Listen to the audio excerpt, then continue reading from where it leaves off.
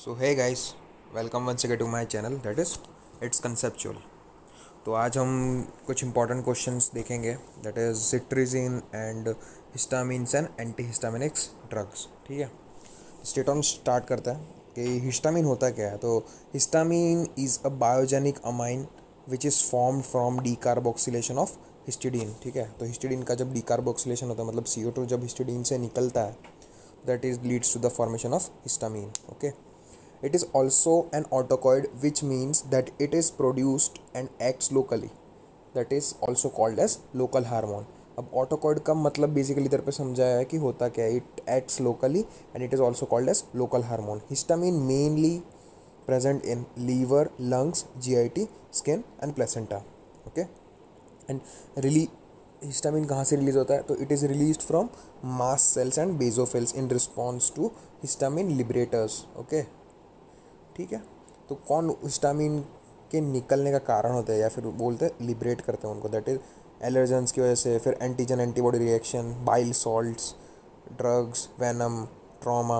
Okay, मतलब basically hyper sensitivity में हम देखते हैं या फिर इन्फ्लामेशन में देखते हैं, तब हिस्टामिन सीक्रेट होता है मास्ट सेल से, that will cause the inflammation. Okay, when histamine is released there are four types of receptors that it acts on। ठीक है, all these are G protein receptors। ठीक है, तो G protein coupled receptors में मैं आपको बताया था ये चीज़। ओके, तो बेसिकली कौन कौन से? H1, H2, H3 and H4। तो एक एक बारे में हम थोड़ा सा डिटेल में जानेंगे। तो H1 वो GQ टाइप होता है। Okay, and it is involve in anaphylactic shock and inflammation. It does in 5 ways। या तो कैसे कैसे करेगा? That is it will increase the capillary dilation by nitric oxide, by nitric oxide on smooth muscle. ठीक है, वो capillary dilation करेगा but जो स्मूथ मसल का डायलेशन होगा वो नहीं करेगा। Okay, this way it decreases the BP and contributes to shock. मतलब BP लो होने की वजह से वो शॉक में करेगा। तो मेनली कौन सा शॉक है? That is hypovolemic shock.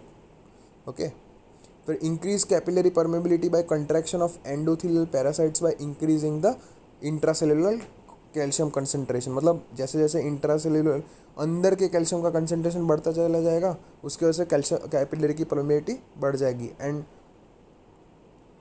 उससे increase capillary permeability by contraction of endothelial parasites. तो उसकी वजह से एंड वो किससे होगा? एंडोथेलियल पैरासाइट्स का कंट्रैक्शन इंटरसेलुलर कैल्शियम के कंसंट्रेशन के बढ़ जाने से। It also constrict the bronchial smooth muscles via IP3DAG pathway which increases the intracellular calcium concentration. तो मैंने आपको G प्रोटीन कपल रिसेप्टर्स में बताया कि IP3DAG पाथवे ये एक सेकेंडरी मैसेंजर पाथवे है। मैंने आपको कौन से चैप्टर में करवाया था? दैट इज़ जनरल फार्माकोलॉजी में। मैंने आपको GPCR के बारे में बताया था, तो आप उधर की वीडियो में जाकर देख सकते हैं। ठीक है, फिर it helps in pen and pruritus mechanism bye activation of peripheral noise receptors, receptors. ठीक है, तो पेन और प्यूराइटिस के मैकेनिज्म में भी वो एक्टिवेशन अपना प्ले करता है। बाकी एक्टिवेटिंग दैट पेरिफेरल नॉइस मतलब पेन रिसेप्टर्स को एक्टिवेशन करके। ओके, फिर decrease in the AV nodal conduction, and thus have a negative effect on cardiac muscle. Okay, तो मतलब AV नोडल कंडक्शन कम होगा तो ऑब्वियसली बात है इलेक्ट्रिकल सिग्नल्स कम भेजेंगे, तो उसके वजह से कॉन्ट्रैक्शन पावर कम हो जाएगा। That will relay a negative effect. Second type है H2, that is GS type. It is involve in gastric acid secretion. It is present on the parietal cells in stomach। okay, increase parietal cell activity and thus promotes ulcers। okay, फिर next point है increases SN nodal rate and have positive ionotropy and increase in automaticity। ठीक है, तो पहले जो H1 या मतलब GQ type था वो क्या क्या कर रहा था? कैपिलरी डायलेशन कर रहा था, फिर शॉक कर रहा था, डिक्रीज कर रहा था BP को, फिर ब्रोंकियस मसल्स को क्या बोल रहा है, कंट्रैक्ट कर रहा था, एंड फिर इंटरसेलुलर कंसंट्रेशन को बढ़ा रहा था एंड कैपिलरी परमेबिलिटी को भी बढ़ा था। वो जीएस टाइप है, वो सिक्रीशन में एक्टिवेट कर रहा है पैराइटल सेल को ताकि एचसीएल ज़्यादा सिक्रेट हो। फिर एसए नोडल रेट को बढ़ा रहा है and it will increase the automaticity. Okay, फिर third type is the G I type या फिर H3 बोल सकता है। It is an auto receptor involved in negative feedback and thus decrease histamine levels in brain, lungs and gastric mucosa. Okay, next है H4 type या फिर GI type involved in inflammatory response that it finds it action in the chemotaxis and cytokine secretions. Okay, फिर anti histaminic drugs. अभी तक तो हमने देखा receptors और हिस्टामिन के बारे में, अब देखते हैं हम एंटी हिस्टामिनिक ड्रग्स। तो वो कौन से होते हैं? That are also known as H1 antagonist. They are competitive inhibitors that is reversible if there is massive degranulation of mast cells or basophils so that histamine can replace them। तो मतलब ये basically competitive inhibitors होते हैं and वो reversible होता है। Okay, they require hepatic metabolism, they are lipid soluble, they also cross blood brain barrier and have CNS side effects, also cross placenta and have teratogenic effects। So ये teratogenic effects क्या होता है? The effects which are shown in the during pregnancy, जो mother को भी हो सकता है एंड फीटस को भी हो सकता है। तो this effects are known as teratogenic effects। Okay, mainly classified into basically दो जनरेशन होता है, that is first and second. तो हम डिटेल में स्टडी करेंगे पहले first generation, that is conventional drugs. तो वो क्या होता है बेसिकली? तो they have special properties as anti-muscarinic, thus it has symptoms like urinary retention and constipation। okay, फिर it acts as local anesthetic because of sodium channel blocking। तो sodium channel block होगा तो it will act as a local anesthetic। फिर anti-emetic या फिर anti-motion sickness जो drugs होंगे because of blocking of M and H1 receptors in vestibular apparatus and vomiting centers in the CNS। मतलब motion sickness में मदद करेंगे बिकॉज एंटी मस्करिनिक है एंड H1 रिसेप्टर्स को ब्लॉक करेंगे तो वो वॉमिटिंग सेंटर एंड CNS को सप्रेस करेंगे। ठीक है, फिर it is also anti parkinsonian and CNS depression due to H1 blockade. तो मैंने पहले ही बोला कि M और H1 को ब्लॉक कर रहा था, तो it will also show anti parkinsonian effects. Major drug कौन कौन सा है? That is diphenhydramine, widely sold as OTC drug. अभी OTC का मतलब क्या होता है? ठीक है, OTC का मतलब होता है over the counter drugs that are sold directly to a consumer without a prescription from a health care professional. मतलब ये ऐसे ड्रग्स है कि अगर हेल्थ केयर प्रोफेशनल प्रिस्क्राइब नहीं करता तो भी हम ले सकते हैं। ओके, फिर promethazine local anaesthetic action show करता है। फिर क्लोरमफेनिरामाइन दैट है CNS स्टिमुलेशन में मदद करता है।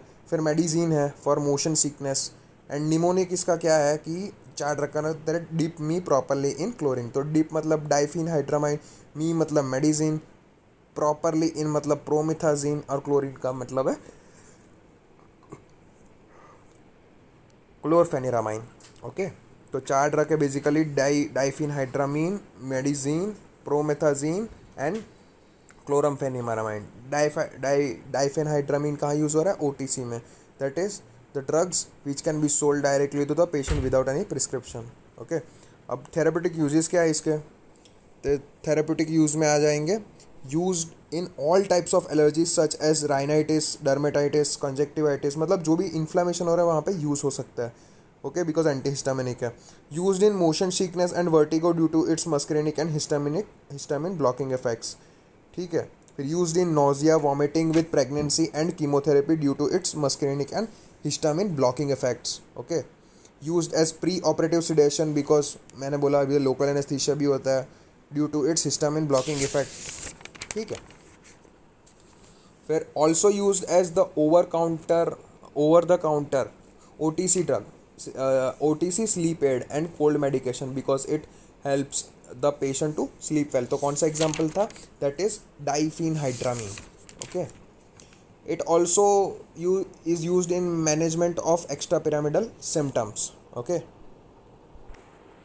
तो it will is also use in management of extra pyramidal symptoms. अब एक्स्ट्रा पिरामिडल सिम्टम्स क्या होता है कि मेनली जो एक्स्ट्रा पिरामिडल सिम्टम होते हैं वो हम आगे देखेंगे कि एंटीसाइकोटिक ड्रग्स CNS में जब हम यूज़ करते हैं that will cause the extra pyramidal symptoms. ठीक है, तो बेसिकली मतलब क्या करेंगे, इट विल प्रोड्यूस डिस्काइनेशिया, मतलब इरेगुलर मूवमेंट्स प्रोड्यूस करेंगे, या फिर पार्किंसनिज्म वाले कैरेक्टरिस्टिक्स शो करेंगे, या फिर एकास्थीसिया शो करेंगे. ओके, अब फार्माकोकाइनेटिक्स क्या है, that what body does to the drug, that is pharmacokinetics.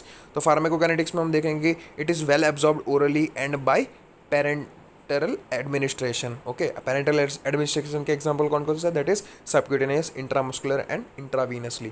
Okay, widely distributed and metabolized in liver and excreted in urine.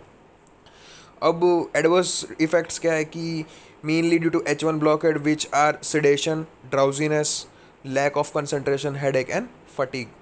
GIT symptoms में कौन कौन सा है कि nausea, vomiting, loss of appetite etcetera, and anti muscarinic effects भी show करेंगे. Okay, फिर हम नेक्स्ट पे आ जाते हैं, that is second generation drug. तो एक ब्रीफ अगर मैं समरी देना चाहूँ तो बेसिकली फर्स्ट जनरेशन कौन कौन सा है, दैट इज मस्करेनिक और H1 रिसेप्टर पे ब्लॉक करेंगे. ठीक है, एंड उसमें 4 एग्जाम्पल हमको याद रखना है, दैट इज डिपमी प्रॉपरली इन क्लोरीन, तो डी से डाइफेड्राहाइनमी, डाइफेनहाइड्रामाइन, फिर मी से मेडिजिन प्रॉपरली, इन से promethazine and chlorpheniramine, diphenhydramine, chlorpheniramine, meclizine, promethazine. ठीक है, तो ये 4 ड्रग याद रखना है. And diphenhydramine that is also known as OTC drug, that is over the counter drug. Okay, H1, H2, H3, H4 के फंक्शंस याद रखने हैं. ओके, ठीक है, तो हम अब आ जाते हैं सेकंड जनरेशन ड्रग्स पे. तो सेकंड जनरेशन ड्रग्स क्या है, they cannot cross the blood brain barrier. But जो फर्स्ट जनरेशन ड्रग्स थे वो ब्लड ब्रेन बैरियर क्रॉस कर रहे थे. ओके, ठीक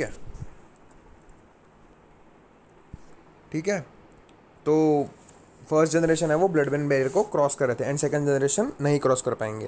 that's why used only used in allergies and they have no anti muscarinic effects. Okay, no anti motion, no anti emetic, no sedation effects, मतलब सिर्फ allergies में use होता है, use only in allergies. Major drug कौन सा है, cetirizine, and also inhibits H1 release.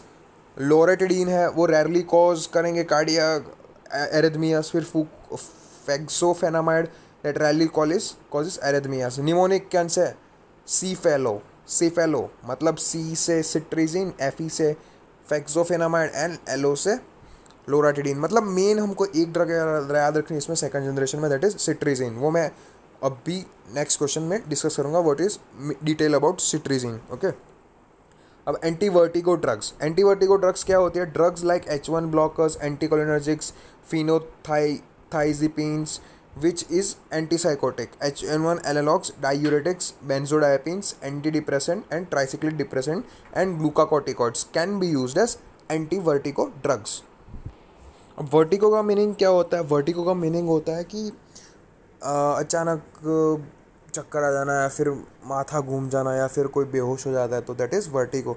तो मतलब जो ये सब प्रॉपर्टी शो करें, that is H1 analog, antipsychotic, diuretics, benzodiazepines, anti depressant, tricyclic anti depressant and glucocorticoid, ये सब जो प्रॉपर्टी शो करेंगे that can be use as anti vertigo drugs.